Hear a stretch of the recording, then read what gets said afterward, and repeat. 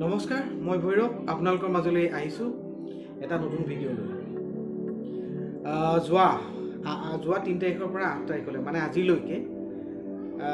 Assam team preparation camp গুৱাহাটীত অনুষ্ঠিত হৈ আছে বৰ্তমান আজিলৈকে হৈ আছে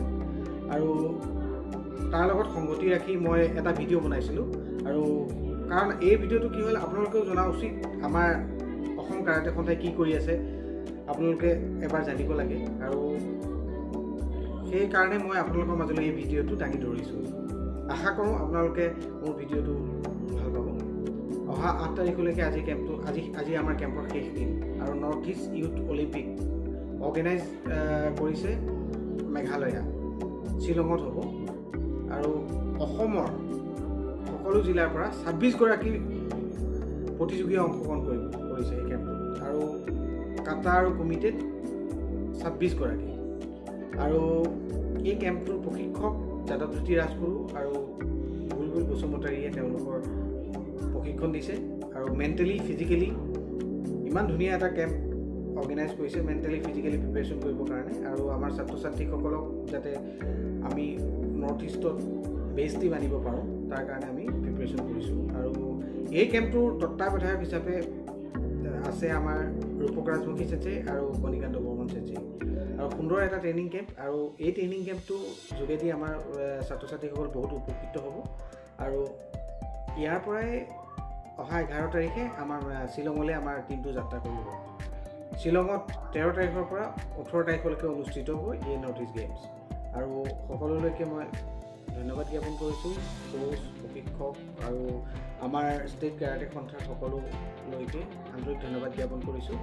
আৰু আহক আমি ভিডিঅ'টো উপভোগ কৰোঁ